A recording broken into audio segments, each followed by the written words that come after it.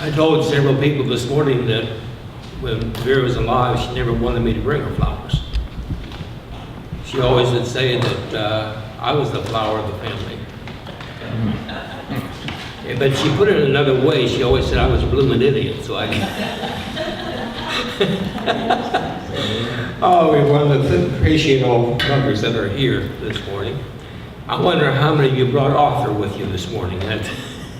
I know that several of you mentioned to me that you have. And I feel Arthur beside me right now, and I do appreciate the fact that we ought to double our attendance this morning because everybody has Arthur with them. So. Mother's Day. Isn't it wonderful?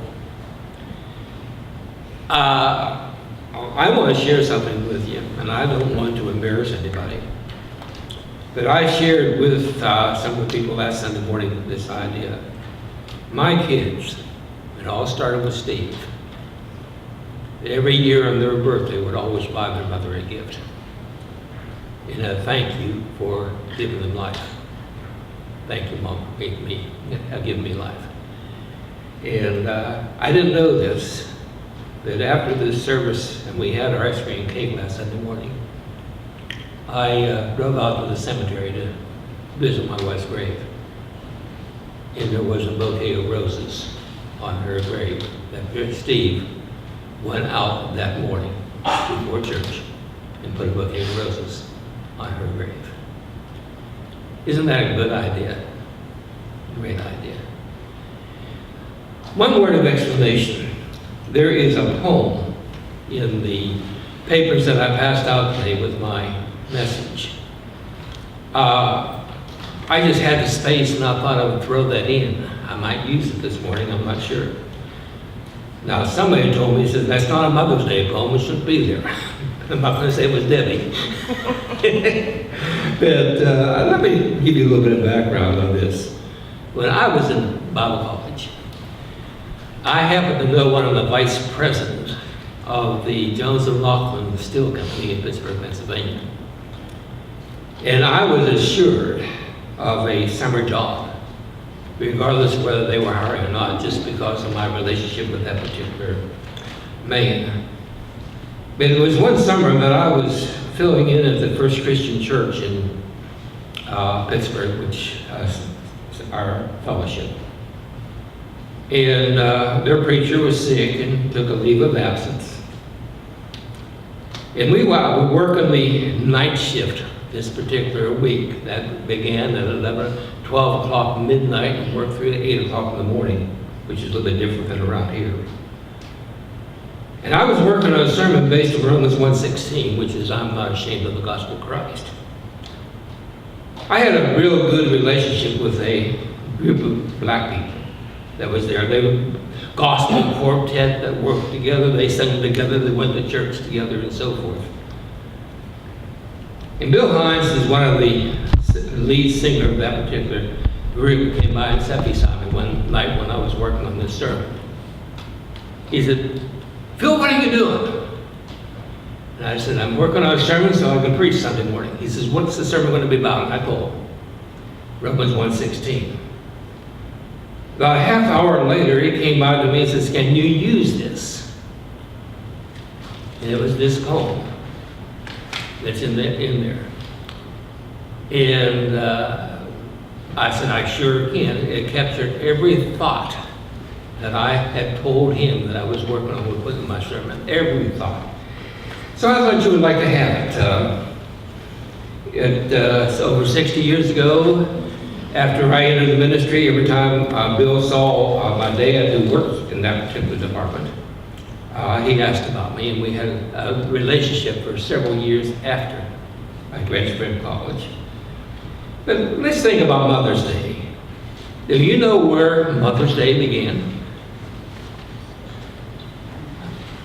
It began in what city? Grafton. Who was the woman that started it? Ann Jarvis. Ann Jarvis, all right. What year was it? 100 years ago, I don't know. No, it was not 100 years ago. She started in 1904. So it's over. It's that President Wilson in 1914 authorized it to be a national holiday, the second Sunday in May. Let me ask you another question. Are we the only country in the world that has Mother's Day?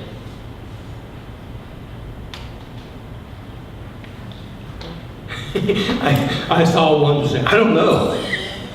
I saw because it is amazing, and I have this information on my desk out there if you're interested.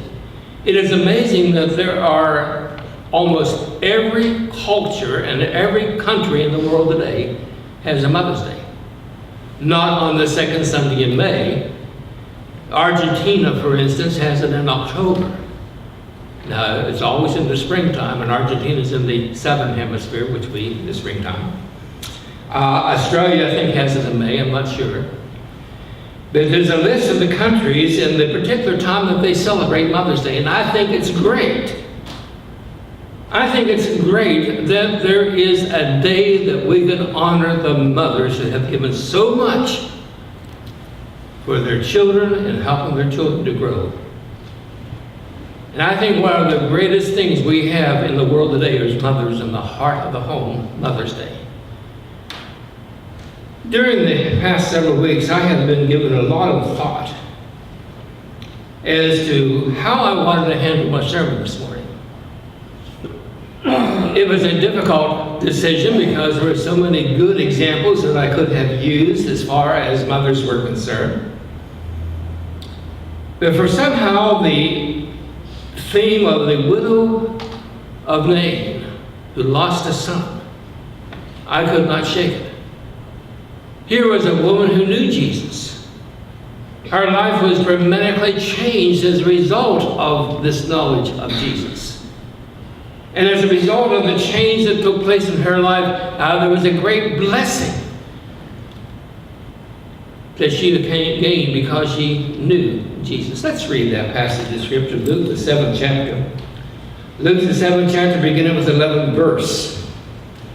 And it came to pass that the day after, that he went into a city called Nain, and many of his disciples went with him, and much people. Now when he came nigh to the gate of the city, behold, there was a dead man carried out, the only son of his mother, and she was a widow. And much people in the city was with her. And when the Lord saw her, he had compassion on her, and said to her, Weep not.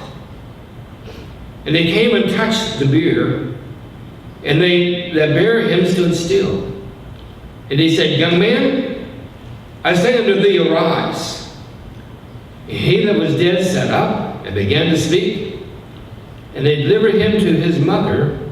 And there came a fear and awe, and they glorified God, saying that a great prophet is risen up among us, and that God had visited his people. What a beautiful story. The city of Nain was a town that was about 5 miles southeast of Nazareth.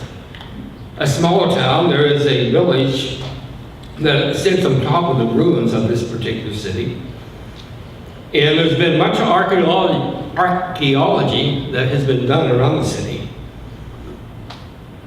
Under the Mosaic law, a dead person or a dead body was unclean.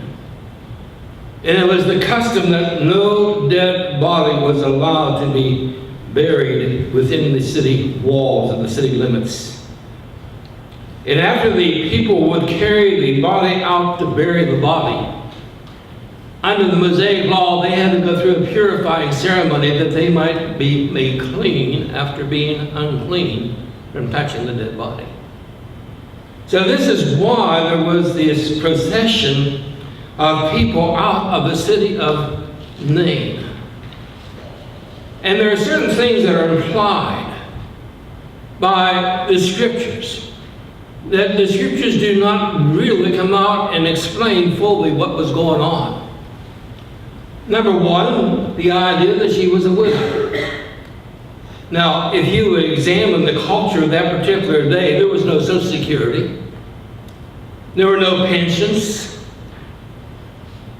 the widow would have to depend upon her family in order to be able to survive and to be able to eat and have her needs taken care of.